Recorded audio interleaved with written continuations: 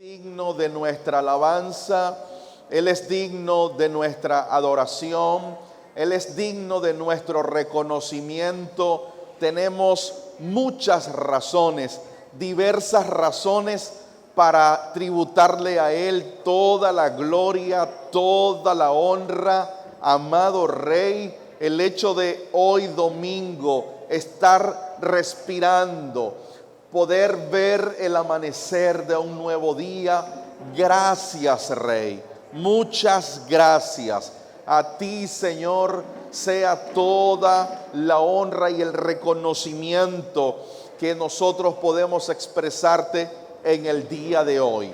Gracias porque eres bueno en gran manera. Hemos visto tu favor, hemos visto tu protección, tu benevolencia. Hemos visto que has sido fiel a tu palabra. Tú dijiste que estarías con nosotros todos los días y hasta el fin. Y eso incluye este día. Eso incluye el 2020. Gracias, amado Rey. Gracias porque todo puede pasar menos tu palabra. Tu palabra no pasará. Tu palabra permanecerá. Y este aplauso es para ti. Recibe toda la gloria. Recibe toda la gloria. Recibe toda la honra. Dáselo fuerte al Rey.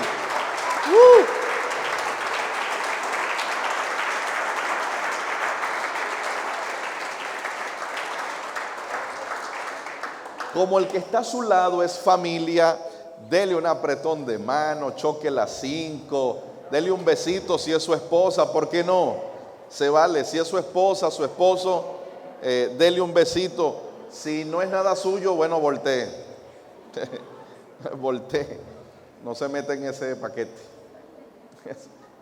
Amados, qué gusto, y créanme que lo que dije al inicio lo digo con plena conciencia. Yo anoche en una transmisión que realizaba les decía a los hermanos que estaban conectados que los que aún estamos con vida debemos sentirnos favorecidos de parte del Padre. ¿Sabes cuántas personas han muerto a causa de este virus? ¿Sabe, amado? ¿Sabe cuántas familias en este año van a despedir este año con tristeza, con luto, con dolor? Pero gracias al favor del Padre, usted y yo estamos con vida. Y a los de esta casa que les dio el virus, están con vida.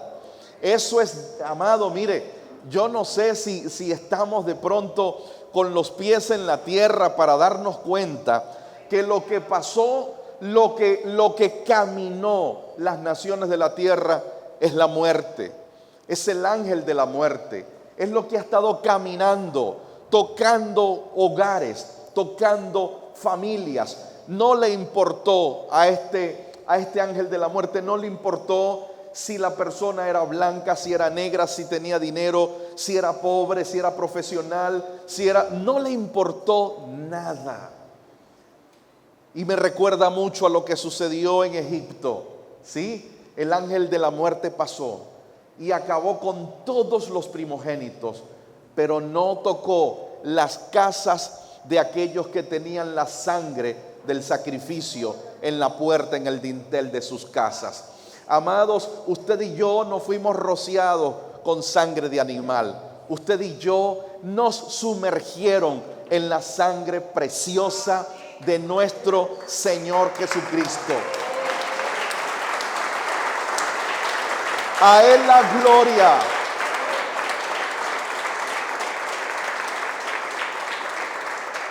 Por usted no murió un animal, no murió un chivo, una gallina, un palomino, no murió ni siquiera un hombre con pecado, con tacha, no. A usted el Cordero perfecto del Padre fue el que murió y derramó su sangre. Y créanme que nada más de tener memoria de ello, es digno para que nosotros cada vez, en cada amanecer, en cada nuevo día, le demos gracias al Señor y tengamos que nuestro rostro sea el reflejo de lo que hay en nuestro corazón. Dile a tu vecino que tu rostro sea el reflejo de lo que hay en tu corazón. Si en tu corazón está el gozo del Señor, tu rostro va a reflejar ese gozo. Si en tu corazón hay alegría, tu rostro que refleje la alegría. Amado, porque ¿qué es la alegría para nosotros? La alegría para nosotros no es de pronto una sabrosa carcajada que nos demos. ¿Cuántos se han reído de esa manera que les duele la barriga? La alegría no es que Esmeralda se ría, que Esmeralda se ríe sabroso, ¿verdad que sí? Amados, nuestra alegría es Cristo. Cristo es nuestra alegría, Él es nuestro gozo, amén. Y yo en esta mañana quiero compartir con ustedes una palabra que ministró mucho a mi corazón desde que recibí. Un día estaba viendo televisión en casa y de pronto viendo televisión, no sé si a usted le ha pasado, pero a mí me suele pasar. En mi infancia me enseñaron que para tener un tiempo con Dios, que para vivir una experiencia con Dios había que apartarse, había que estar orando, había que estar tranquilo, calmado y casi inmaculado, ¿verdad?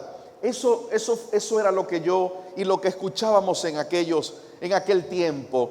Pero he podido experimentar que usted puede tener una experiencia, usted puede recibir una enseñanza de parte de Dios, usted puede recibir una administración, un trato del Espíritu aún en su trabajo, aún en una cola, aún en una esquina, donde quiera que estemos, podemos tener una experiencia, un tiempo hermoso con el Señor. ¿A quién ha vivido esa experiencia que de pronto estás haciendo una diligencia y como tu corazón y tu mente está conectada con Dios, de pronto comienzas a llorar porque Dios, el Padre, comienza a ministrarte? ¿A quién le ha pasado? ¿A quién le ha pasado? Eso es hermoso.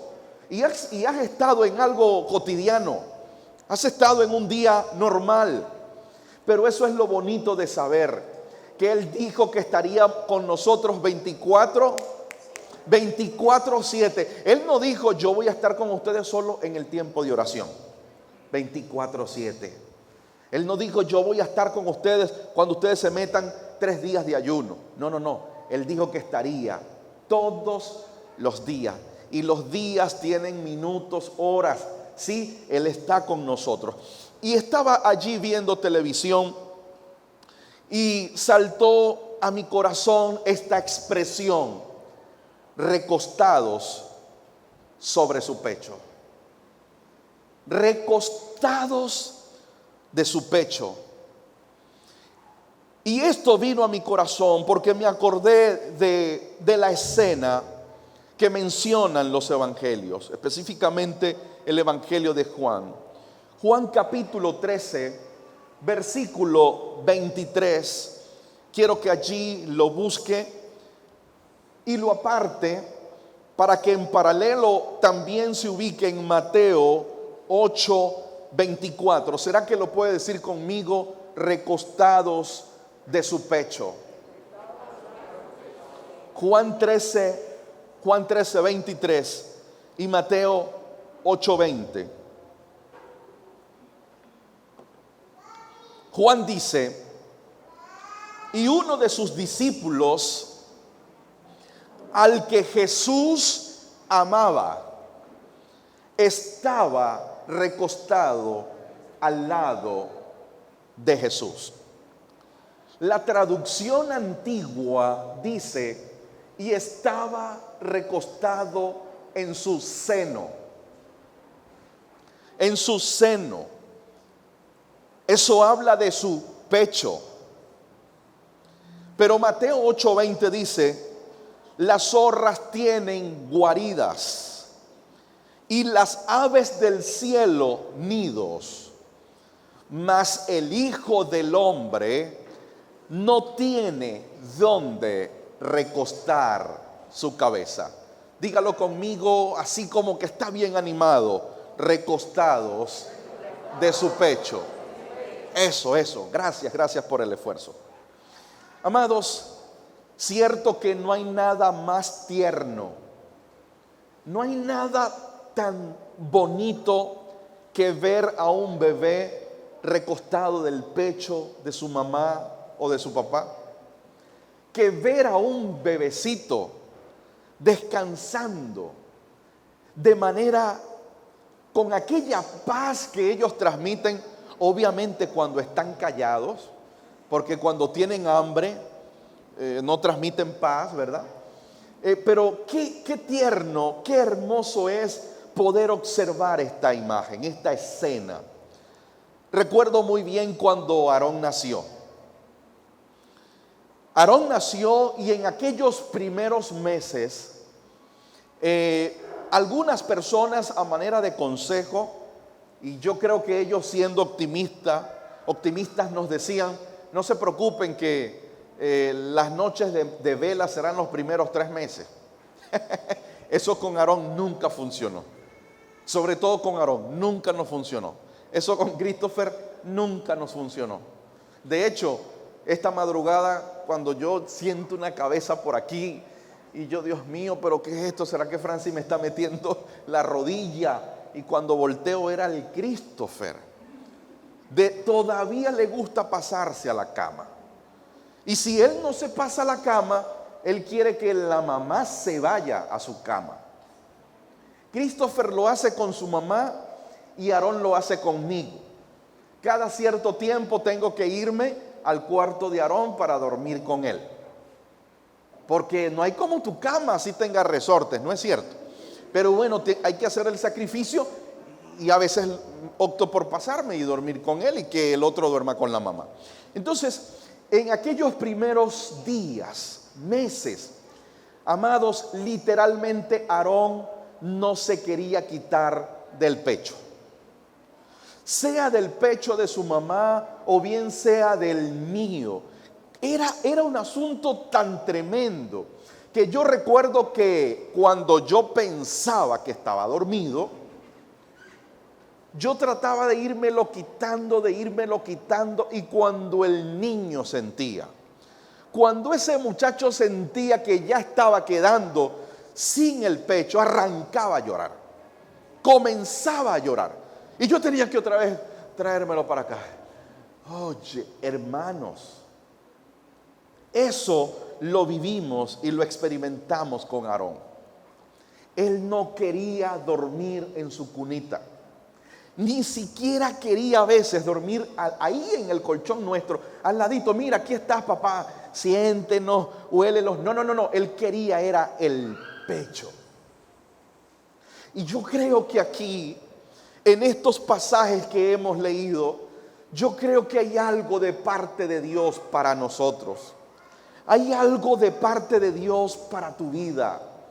Hay algo que Dios está hablando desde marzo 2020, amados, cuando comenzó este asunto de este virus, que yo les he contado, que Dios trató conmigo y Él me dijo palabras más, palabras menos. Uziel, la iglesia tiene que estar en casa, tranquila, atenta a la próxima instrucción. Y al principio pensaba que eran nuestras casas físicas, nuestras casas literales. Después entendí que era en su casa espiritual y que debíamos tener nuestros sentidos y sobre todo nuestra audición espiritual atenta a la próxima instrucción. Pero desde hace 2 semanas que el Señor impresionó esta expresión en mi corazón, recostados de su pecho, comencé, creo que a entender de manera más amplia, porque debe recordar usted que la revelación es progresiva. Comencé a entender de manera más amplia de qué manera, pastora, de qué forma era que Él quería que nosotros esperásemos en quietud. De qué forma era que Él quería que nosotros, o de qué forma sí lo puedo interpretar. Amados, lo que les quiero entregar hoy es creo entender creo saber la forma en que Él desea que la iglesia cierre esta temporada, porque estamos cerrando una era, estamos cerrando una temporada, estamos cerrando un aión. Francis lo decía la semana pasada, el término era, desde la concepción secular y de los diccionarios seculares, es un tiempo que ha sido dominado por una persona, que ha sido gobernado por una persona. Eso es lo que dicen los diccionarios seculares. Desde la perspectiva bíblica, una era es un nuevo terreno, un nuevo lugar que se toma para cultivarlo, para producirlo, para trabajarlo. Amados, se está cerrando una era y se está abriendo otra era. Creo entender la forma en que Dios desea que usted y yo cerremos esta era y entremos en la nueva era. ¿De qué manera Él desea que tú estés en este momento recostado de su pecho? Dígalo conmigo, recostados de su pecho. Y esta imagen vale bien observarla. Esta imagen, esta escena de Juan con Jesús, vale la pena meterle la lupa, vale la pena por el Espíritu tratar de entenderla. Oiga, y quiero que rescatemos el sentido de ser niños. Es bueno rescatar el sentido de ser niños, porque aquí yo observo algo interesante. En cierto momento Jesús dijo que el que no fuese como niño no podría ¿qué? Entrar. ¿En dónde? ¿En el culto? Entrar. ¿En dónde? ¿En la iglesia? Entrar. ¿En dónde? ¿En la membresía? Entrar. ¿En dónde? ¿En el cargo eclesiástico? Él dijo, el que no sea como un niño no puede entrar en el reino de Dios. Y eso lo dijo en Mateo 18:3. En la traducción lenguaje actual, esta traducción lo dice de esta manera: les aseguro que para entrar al reino ustedes tienen que cambiar su manera de vivir y ser como niños.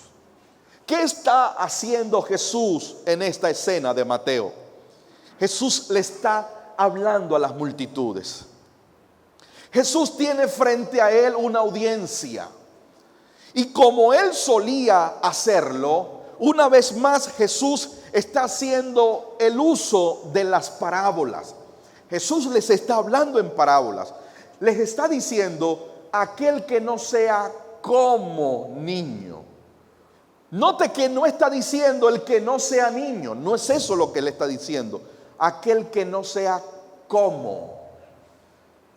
Lo que a nosotros nos debe llamar la atención, y quiero rescatar ante ustedes en esta mañana, es ¿qué tienen los niños que fue el elemento, que fue el referente más idóneo que Jesús usó para hablar la forma que se debía tener para entrar al reino? ¿Qué características tienen los niños? ¿Qué poseen ellos que Jesús toma? Yo me imagino a Jesús pensando. Diga, Jesús pensaba. Yo me imagino a Jesús pensando, Reyber. O sea, yo tengo que entregarles un mensaje. El mensaje es que deben entrar al reino, pero ¿de qué manera les explico cómo se entra al reino? Bueno, repito, el ejemplo, la referencia más idónea que él consiguió fue el que no sea como un niño. De manera que nos debemos preguntar, ¿qué hay detrás de esta comparación? O como a mí me gusta llamarle, ¿Qué hay detrás de esta imagen espiritual? Porque esto es una imagen espiritual. O sea, el que no sea como un niño. No es que seamos niños, es cómo es un niño en el aspecto espiritual. ¿Cómo hacemos? Porque esa fue la gran pregunta que hizo Nicodemo. Cuando Jesús está hablando a Nicodemo, escúcheme que hay mucha similitud dentro de lo declarado de Mateo a lo que Jesús le dice a Nicodemo en Juan 3. ¿Qué le dice Jesús a Nicodemo? De cierto te digo que el que no naciere de nuevo no puede ver el reino. Pero en su segunda intervención, Jesús le dice, de cierto te digo, que el que no naciere del agua y del espíritu no puede entrar en el reino. Amado, si usted observa, lo mismo que Jesús le dijo en su momento a la multitud, se lo dijo a solas a Nicodemo. Jesús le estaba revelando a la multitud y a Nicodemo la llave para entrar al reino. Diga, hay una llave para entrar. Y esa llave se llama ser como niños. Ser como niños. En otras palabras, insisto, para disfrutar este reino se disfruta y es por una operación que el Espíritu causa en nosotros. ¿Será por esto que muchas personas han confesado, pero no disfrutan el reino? ¿Será por esto que muchas personas son miembros de una congregación, pero no se ve que están disfrutando el reino? ¿Será por esto que de pronto algunos ven que el evangelio no les funciona y se sientan frustrados porque ellos sienten que no les funciona? Amado, creo que aquí hay algo hermoso. Aquí hay algo hermoso, algo precioso. Pero por favor vamos a detenernos a revisar cuáles son las características que tienen los niños. Primera característica que yo observo: un niño, un ser cuando nace ¿cómo? ¿Nace como adulto? ¿Nace como adolescente? ¿Nace como anciano? Cuando un ser llega, cuando una criatura llega, ¿cómo viene? Como un niño. Por lo tanto, esta es una característica que puedo hoy resaltar. Un niño viene nuevo. Dígalo conmigo, un niño viene nuevo. ¿Cómo viene el niño? Este bebecito trae una nueva piel. El olor de ellos es particular. En esos primeros días, el niño, el que es niño, no tiene necesidad de cepillarse. ¿O sí? El que es niño no tiene necesidad de usar desodorante. Uno lo baña porque él hace sus necesidades. Pero si no hicieran sus necesidades, huele tan rico que no provoca bañarlo. Viene nuevo. Esa criatura no viene con complejos, no, él viene nuevo. Diga, viene nuevo. Número 2, un niño viene en un estado de inocencia. La palabra inocencia significa aquel que es libre de culpa y de pecado. Dígalo conmigo, inocencia es aquel que es libre de culpa y de pecado. Inocencia es aquello que no tiene malicia. Por lo tanto, ¿por qué el mensaje de Jesús, que era arrepentíos, que el reino de los cielos se ha acercado? ¿Por qué ese mensaje en un momento lo acompañó con esta comparación? El que no sea como un niño no puede entrar al reino. Amado, la razón de ser es que la nueva creación es inocente. Y el inocente es libre de culpa, es libre de pecado, es libre de malicia.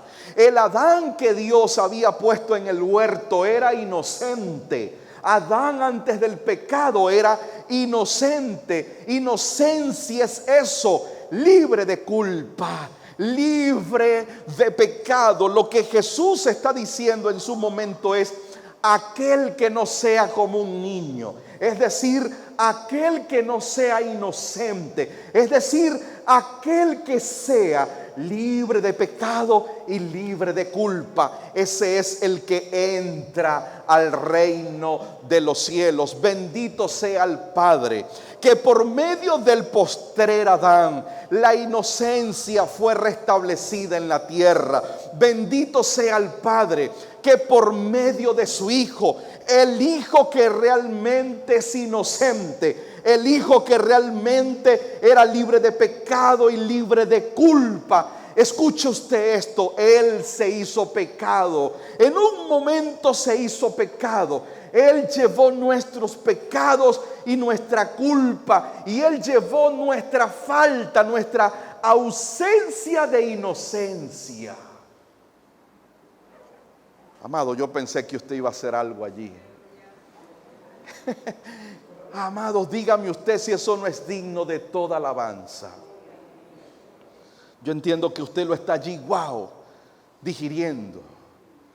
Y usted aplaudió por dentro como el hermano Oscar suele hacerlo. Amado, lo que el Señor está tratando de decirles: esta generación no tiene inocencia. Esta generación tiene culpa. Esta generación tiene malicia. Por eso es que, amados, incluso la malicia ni debe nombrarse ni existir entre nosotros. ¡Wow! Entre nosotros ni siquiera malicia. Pero pregunto: ¿hay en esta era cristianos maliciosos? ¿Ha conocido usted cristianos maliciosos? Tristemente los hay. Tristemente están allí. Pero la demanda, el mandato del Señor en su momento: sean como niños. Un niño es nuevo, diga nuevo. Y número 2, un niño es inocente. Número 3, un niño, cuando tiene padres responsables, cuando tiene padres que lo aman, un niño confía en su papá. ¿O no? Un niño confía en su papá. Un niño cree en la palabra de su papá. Si su papá le dice: si te portas bien y si pasas el año, te voy a comprar la bicicleta, él cree en su papá. ¿Y qué va a pasar si el niño cumple y el padre no cumple? ¿Qué va a pasar? ¿Por qué el niño va a llorar? Por 2 motivos: porque su padre le falló y porque no le compró lo que le prometió. Ahora, ¿por qué llora? Porque él creyó en su papá. Por eso es que nosotros debemos tener mucho cuidado cuando le prometemos asuntos a los muchachos. La pregunta es: ¿por qué? Porque ellos confían en la palabra de su mamá.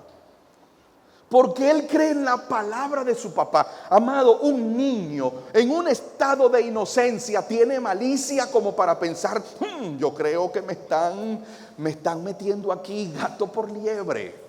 No, él no tiene malicia, él confía. Él está confiado. Mi amado, un niño no está preocupado porque hay un virus en el mundo. ¿Usted cree que el niño se estresa? Ese niño, estamos entendiendo a qué me refiero de niños. Ya hay unos que están grandes, ¿sí o no? Pero un niño en su estado de inocencia, él no está estresado porque hay un virus. Él no entiende por qué hay que salir a la calle con tapabocas. ¿Usted cree que el niño está como que en un cuadro depresivo porque el dólar pasó el 1,000,000? Que si le sumamos los ceros que le han quitado, estamos hablando de un ¿qué? de 1 billón. Porque en realidad son ¿cuántos ceros? 9 ceros que se le quitaron, más los 3 que tienen ahora, son 1 billón. Son 12 ceros en total. El niño no está pensando en eso. El niño está confiado. Él sabe que tiene papá y que papá resuelve. Y que papá, él no sabe qué hace papá para conseguir el dinero, pero él sabe que él va a comer, él va a desayunar, él va a almorzar, él va a cenar. Es más, y se le antoja de pedir delivery.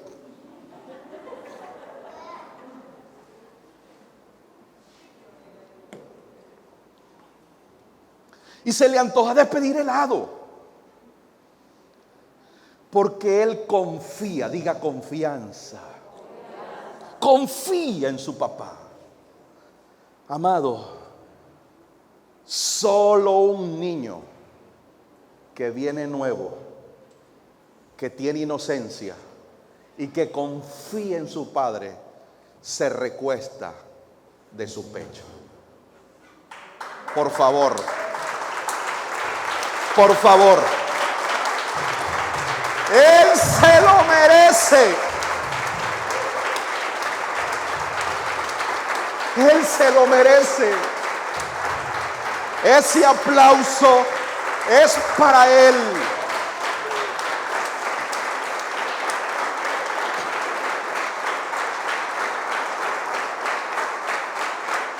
Y ojalá mis palabras sean suficientes. Ojalá mis palabras puedan comunicar esto tan complejo y a la vez tan grande del lenguaje espiritual, amado. Pero usted ha comido, usted ha tenido lo que ha tenido, porque en el favor del Padre Él se lo ha provisto.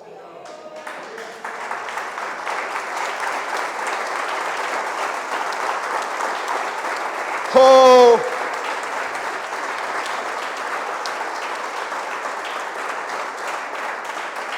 y allí entonces entramos a esta escena. Allí está Juan, uno de los 12 discípulos. Allí está Juan, en una escena bastante particular. En una escena que era impensable en una reunión de hombres. ¿Cómo es que en una reunión de hombres, como dice Aaron y Christopher, de machos pechos peludos, a Juan tiene la motivación, la inclinación de recostarse en el pecho del Señor? Allí está Juan, recostado del pecho de otro hombre,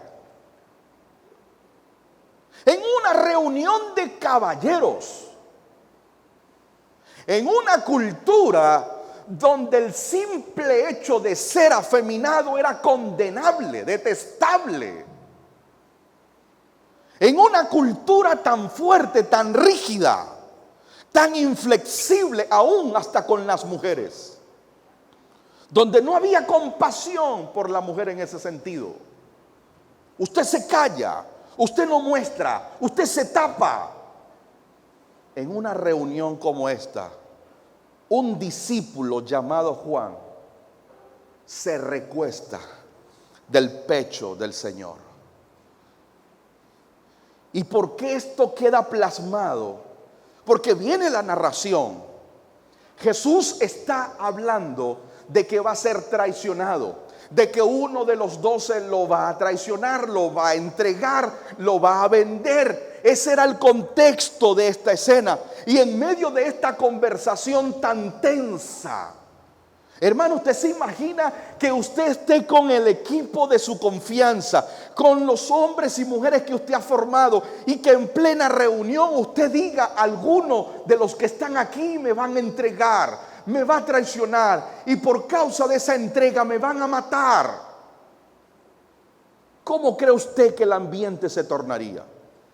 Era un ambiente tenso, era un ambiente pesado, era un ambiente allí inértico. Y en ese ambiente a Juan le da por recostarse del pecho del Señor. De manera que, ¿qué significa esto?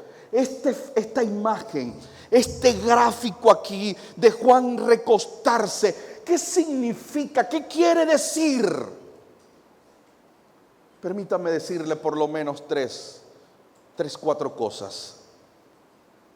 El acto, el gesto de reclinarse sobre el pecho de alguien significa amor verdadero, amor sincero. Nadie que no ame, o a menos que no ame, se le recostará al pecho. Usted no va a ir de buenas a primeras a cualquier persona, cierto. Tiene que haber un afecto. Tiene que usted sentir un afecto tan profundo como para querer agarrarlo y darle un abrazo y quedarse allí unos segundos. Tiene que haber amor de por medio, amor sincero. Por eso es que se cree que a partir de allí Juan se distingue entre el resto de sus discípulos. ¿Y de qué forma Juan se distingue? A él lo identificaban como el discípulo a quien Jesús amaba. Porque indiscutiblemente había amor de por medio. Porque nadie que no ame sinceramente podrá realizar este gesto. Las acciones pueden engañar y el corazón es engañoso. Pero en este punto, en este respecto, el corazón no sabe mentir. Si usted no ama a alguien, usted no se le va a recostar. Si usted no tiene afecto, siente ese afecto por alguien, usted no se acerca. Lo segundo que yo veo aquí, ¿qué significa esto? Este gesto de recostarse sobre el pecho significa total confianza. Diga conmigo, total confianza. Si no hay confianza, se nota que había confianza entre ellos. Se nota que Jesús confiaba en Juan y Juan confiaba en el Señor. Hay confianza. Número 3 significa profunda intimidad. Porque para yo tener esa confianza de penetrar la zona de intimidad, para que alguien rompa la zona de intimidad, debe haber confianza. 50 centímetros hacia usted es su zona de intimidad. Las personas que usted no confía están a más de 1 metro, 1,20 metros de distancia. Ahí. Pero ya cuando hablamos de 50, 40, si alguien cruza, es porque ya de alguna forma usted confía, usted baja las defensas. Pero usted en la calle no se le va a acercar a alguien tan cerca si usted no lo conoce. Amados, aquí había profunda intimidad. Aquí había una confianza tal que Juan sabía que podía romper esa zona y acercarse al punto de recostarse sobre su pecho. Número 4. Este gesto de estar recostado significa plena seguridad. ¿Qué significa? Amado, ¿qué sensación de seguridad la que usted experimenta o la que experimentamos de niños cuando nos recostamos del pecho de mamá? ¿Sí o no? Cuando nos recostamos del pecho de papá, ¿sí o no? ¿Qué sensación de tranquilidad, de seguridad, de resguardo. Levanten la mano los matrimonios aquí. No sé si usted en algún momento le ha pasado. Pero, amada esposa, no me deje mentir. ¿Qué ha sentido usted cuando usted de pronto está allí en su cama viendo televisión o viendo los memes en el teléfono? Y allí está su esposo y de repente a usted le provoca de forma natural recostarse en su pecho. ¿Qué sensación se percibe? Intimidad, afecto, cercanía, seguridad. Porque usted dice, tengo mi esposo. El que es hijo dice, tengo mi mamá. Tengo papá, que el que lo tiene. Amados, eso es lo que significaba y lo que significa plena seguridad. Estoy seguro. La que sigue, número 5. ¿Qué significa este gesto de recostarse? Significa descanso. ¿Verdad que sí? De plano, significa descanso. Es lo que quiere decir esto. Es una posición de calma. Es una posición de descanso. Aarón descansaba en el pecho de la mamá y la mamá era más alcahueta que yo, porque ella se lo dejaba allí en su pecho toda la santa noche. Y yo le decía, estás mal acostumbrando al muchacho. Yo me lo montaba, pero a la hora ya me dolía el pecho y cuando hacía así, ¡ah!, arrancaba el muchacho a llorar. Pero él, ¿qué estaba haciendo? Descansando. Amado, ¿está ya comprendiendo lo que el Espíritu de Dios nos quiere decir? ¿Cómo debemos cerrar este año? ¿Cómo debemos cerrar esta era?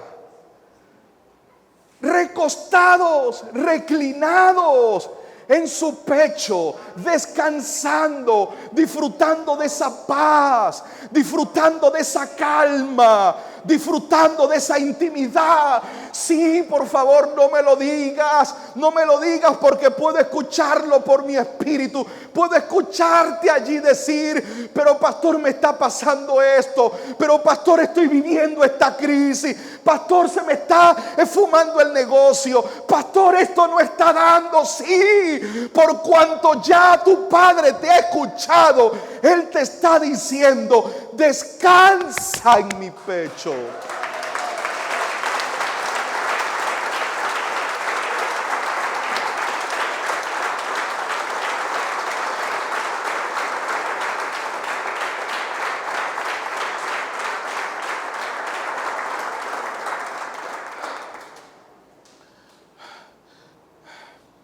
Rápidamente voy al contexto de esta escena.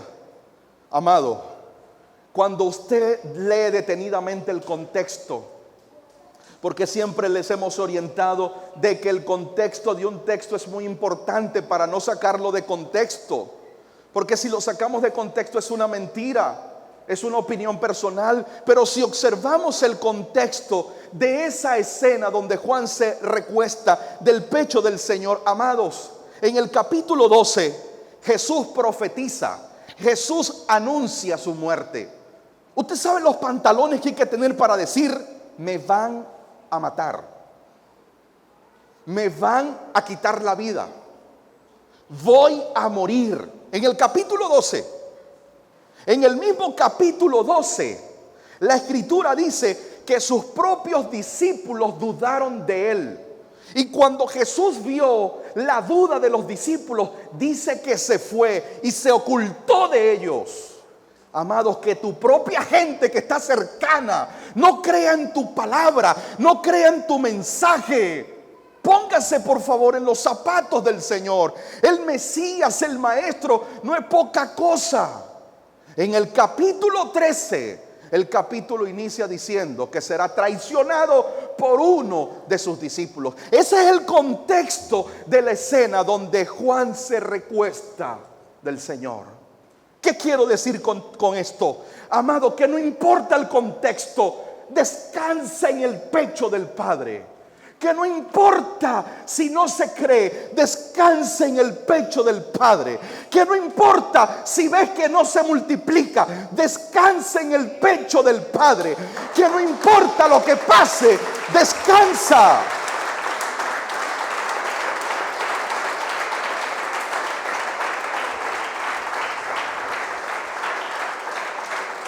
¿O acaso a esta casa Dios no le dijo que viera lo que viera, que pasara lo que pasara, que escucháramos lo que sea? ¿Él acaso no nos dijo avancen, sigan avanzando y no se detengan? ¿Cómo quiere Él que cerremos esta era?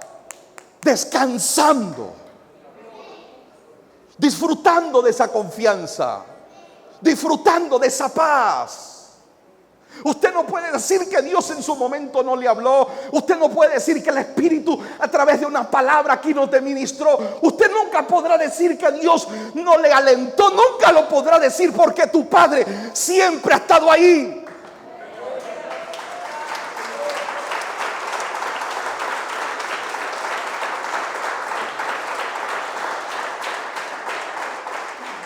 Esto es lo que la iglesia debe hacer. Dígalo conmigo: la iglesia debe descansar en su pecho.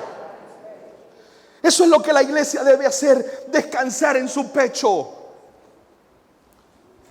Y aquí hay una verdad espiritual que quiero compartir. Hermanos, la cercanía de su voz. La cercanía de su voz que yo veo aquí entre Juan y Jesús. La cercanía, el beneficio de estar tan cerca. Y parte de ese beneficio de estar tan cerca, pregunto, ¿qué tan cerca estaba Juan? ¿Qué tan cerca estaba Juan? En su pecho. El beneficio de estar tan cerca, tanto como estar en su pecho, es contar con la cercanía de su voz. Vaya conmigo a ese capítulo 13, versículo 21. Y habiendo dicho esto, Jesús se conmovió en su espíritu y declaró y dijo: de cierto os digo, que uno de vosotros me va a entregar. Versículo 22. Entonces los discípulos se miraban unos a otros, dudando de quién hablaba. Escuche esto. Versículo 23. Y uno de sus discípulos, al cual Jesús amaba, estaba recostado al lado de Jesús. El 24, a este pues hizo señas Simón Pedro. ¿Le hizo una qué? ¿Le hizo una qué? ¿Para qué tú haces seña a alguien en una conversación, en una reunión? Pedro le hace una seña a Simón, a Juan, porque él no quiere que los demás escuchen o los demás se enteren. Él le hace una seña. ¿Y cuál es la seña que Pedro le hace? Pedro le hace una seña: pregúntale quién es. O sea, ¿quién es el traidor? ¿Quién es el que lo va a vender? Juan, pregúntale. La pregunta es: ¿por qué Simón le manda a preguntar a Jesús? Porque entre Simón y Pedro, el que estaba en el pecho era Juan. Entre Simón y Jesús. Entre Simón y Jesús, ¿quién estaba más cerca? Juan. Y dice el 25, entonces, recostado cerca del pecho de Jesús, le dijo: Señor, ¿quién es? Y la respuesta no tardó. Jesús responde: a quien yo le dé el pan mojado, aquel es. Amados, la pregunta de Juan no fue un megáfono, no se usó un amplificador. Juan no le pregunta a Jesús gritándolo para que todos escucharan. Juan está tan cerca de Jesús que no necesita levantar la voz. La pregunta era solo para el maestro: Señor, ¿quién es? Y como estaba en su pecho, Jesús le responde: a quien yo le dé el pan mojado. ¡Wow! Siempre lo he dicho y lo mantengo: Dios nunca ha dejado de hablarle a su iglesia. Dios nunca ha dejado de hablarle a sus hijos, porque en una familia sana se hablan.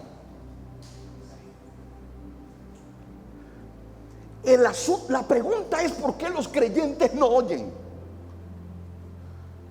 Porque a veces no escuchamos. No escuchamos no es porque Él no habla.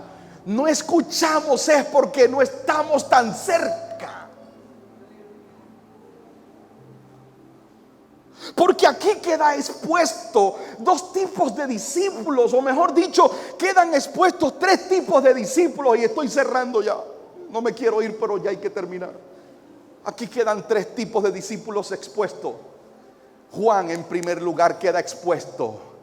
Queda expuesto su afecto, queda expuesto su amor, queda expuesto su cercanía, la confianza que Jesús tenía. Porque si Jesús no hubiese confiado en Juan, Jesús no le dice quién es.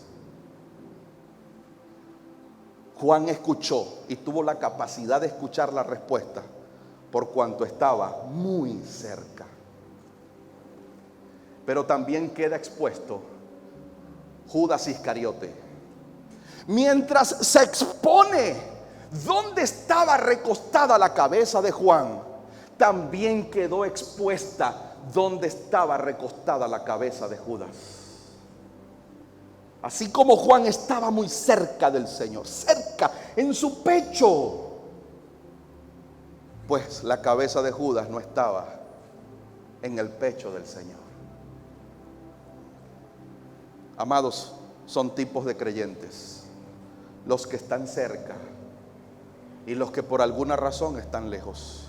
La reflexión es: ¿dónde está descansando nuestra mente? ¿Dónde están descansando nuestros pensamientos? ¿En qué lugar está recostada la mente, los pensamientos, la cabeza de los creyentes? Póngase de pie, por favor, y acompáñeme estos segundos.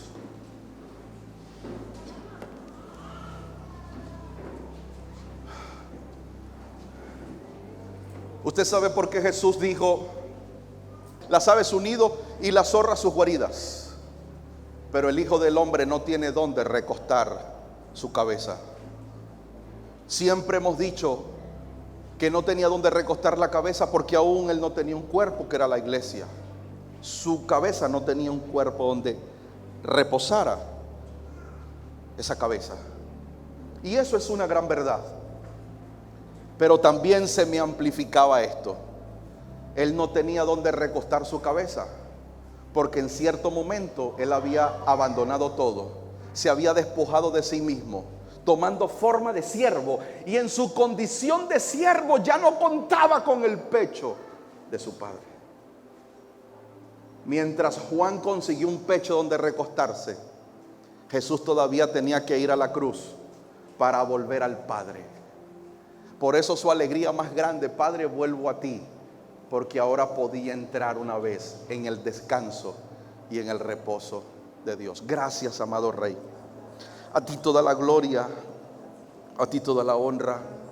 Señor, que tu Espíritu amplifique esto en nuestros corazones, que podamos descansar, que podamos cerrar este tiempo en descanso, disfrutando de los latidos de tu corazón, disfrutando del aroma, Señor, de tu pecho, disfrutando de esta confianza, de esta intimidad. Y a ti elevamos este aplauso de gratitud.